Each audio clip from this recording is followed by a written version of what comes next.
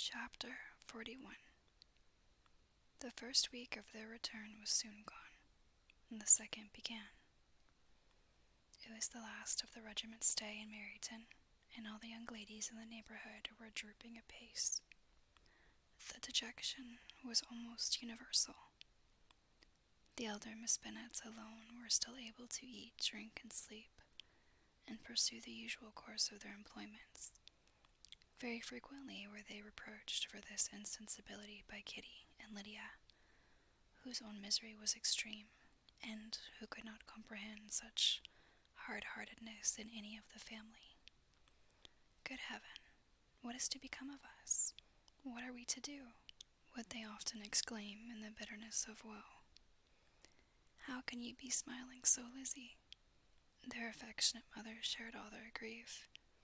She remembered what she had herself endured on a similar occasion 25 years ago. "I am sure," said she, "I cried for 2 days together when Colonel Miller's regiment went away. I thought I should have broke my heart. I am sure I shall break mine," said Lydia. "If one could but go to Brighton," observed Miss Bennet.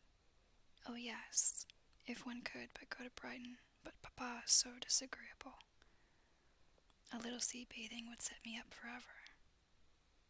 And my Aunt Phillips is sure it would do me a great deal of good," added Kitty. Such were the kind of lamentations resounding perpetually through Longbourn House. Elizabeth tried to be diverted by them, but all sense of pleasure was lost in shame. She felt anew the justice of Mr. Darcy's objections, and never had she before been so much disposed to pardon his interference in the views of his friend. But the gloom of Lydia's prospect was shortly cleared away, for she received an invitation from Miss Forrester, the wife of the colonel of the regiment, to accompany her to Brighton. This invaluable friend was a very young woman, and very lately married. A resemblance in good humour and good spirits had recommended her and Lydia to each other, and out of their 3 months' acquaintance they had been intimate too.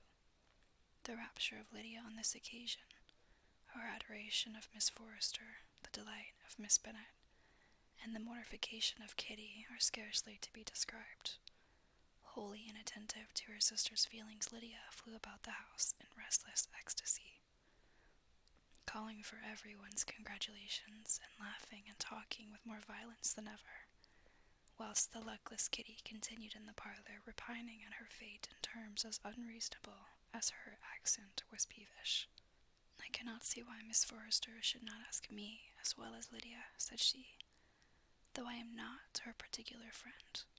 I have just as much right to be asked as she has, and more too, for I am 2 years older." In vain did Elizabeth attempt to make her reasonable, and Jane to make her resigned. As for Elizabeth herself, this invitation was so far from exciting in her the same feelings as in her mother and Lydia, that she considered it as the death warrant of all possibility of common sense for the latter. And detestable as such a step must make her were it known, she could not help secretly advising her father not to let her go. She represented to him all the improprieties of Lydia's general behavior, the little advantage she could derive from the friendship of such a woman as Miss Forrester, and the probability of her being yet more imprudent with such a companion at Brighton, where the temptations must be greater than at home. He heard her attentively, and then said, "Lydia will never be easy till she has exposed herself in some public place or other, and we can never expect her to do it with so little expense or inconvenience to her family as under the present circumstances." "If you were aware," said Elizabeth, "of the very great disadvantage to us all which must arise from the public notice of Lydia's unguarded and imprudent manner, nay, which has already arisen from it, I am sure you would judge differently in the affair." "Already arisen," repeated Mr. Bennet. "What, has she frightened away some of your lovers? Poor little Lizzie! But do not be cast down.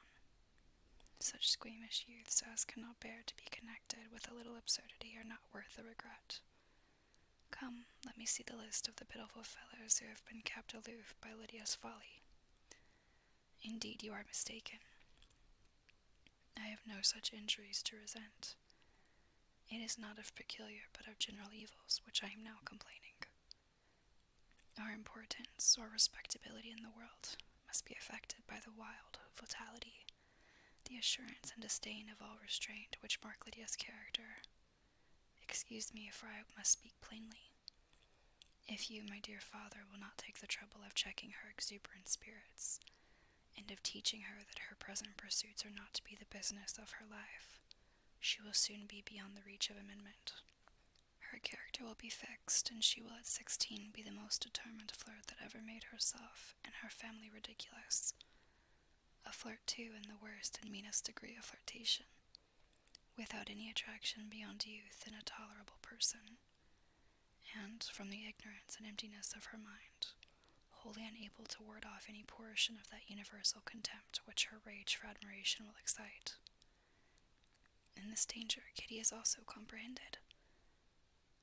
She will follow wherever Lydia leads, vain, ignorant, idle, and absolutely uncontrolled. Oh, my dear father, can you suppose it possible that they will not be censured and despised wherever they are known, and that their sisters will not be often involved in the disgrace?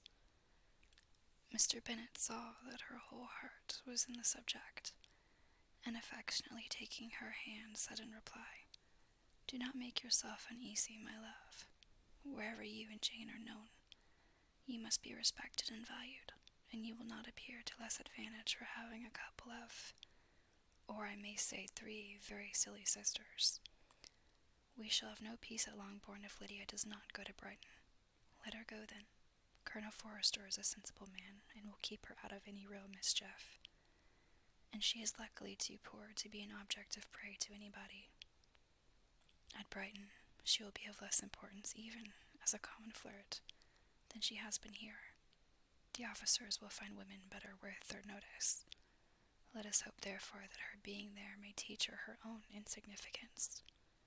At any rate, she cannot grow many degrees worse, without authorizing us to lock her up for the rest of her life." With this answer, Elizabeth was forced to be content, but her own opinion continued the same, and she left him disappointed and sorry. It was not in her nature, however, to increase her vexations by dwelling on them. She was confident of having performed her duty, and to fret over unavoidable evils, or augment them by anxiety, was no part of her disposition.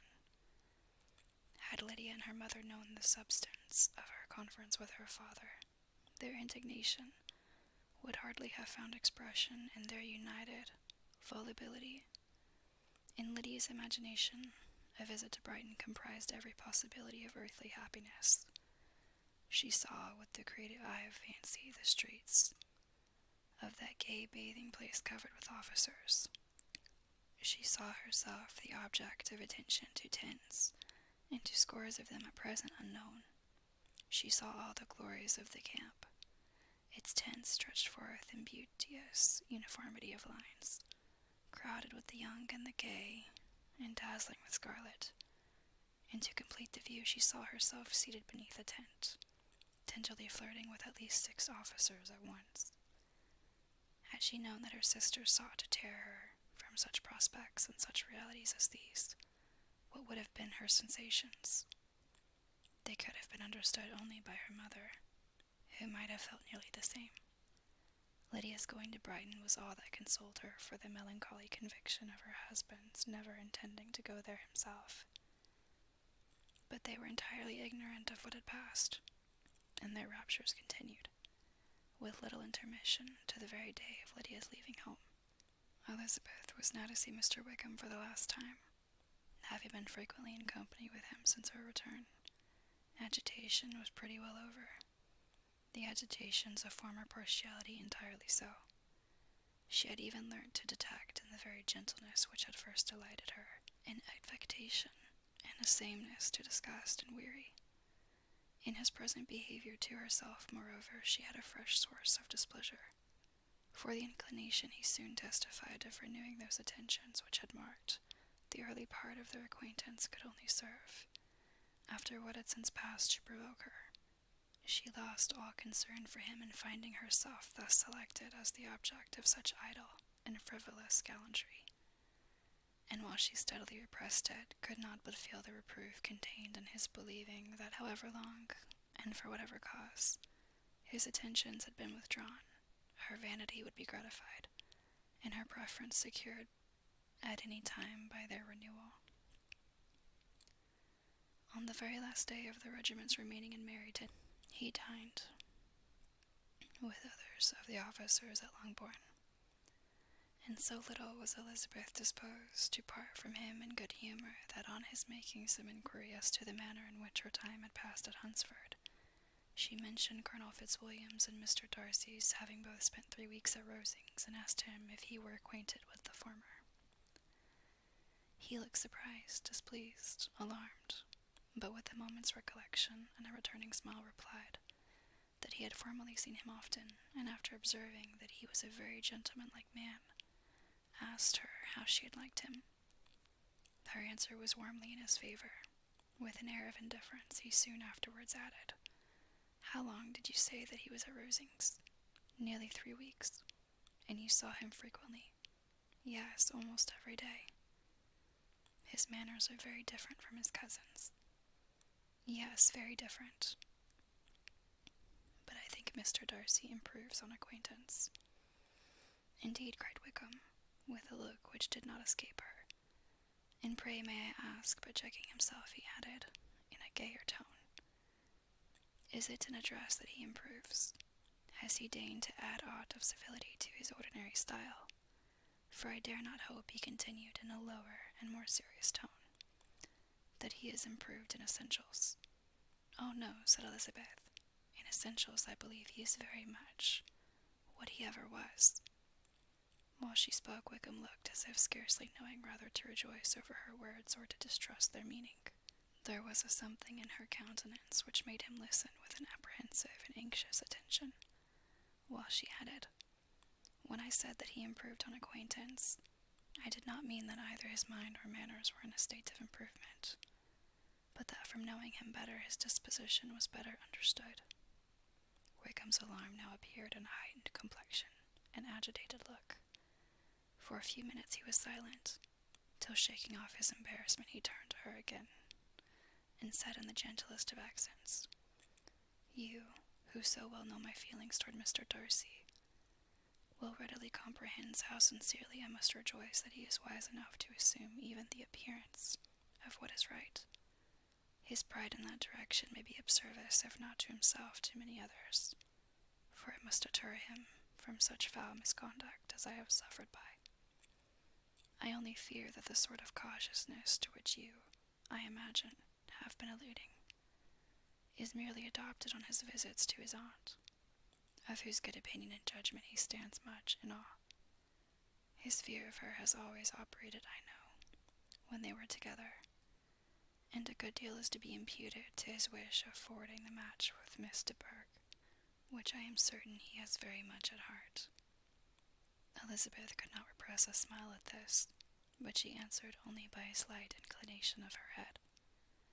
She saw that he wanted to engage her on the old subject of his grievances, and she was in no humour to indulge him. The rest of the evening passed with the appearance, on his side, of usual cheerfulness, but with no further attempt to distinguish Elizabeth, and they parted at last with mutual civility, and possibly a mutual desire of never meeting again.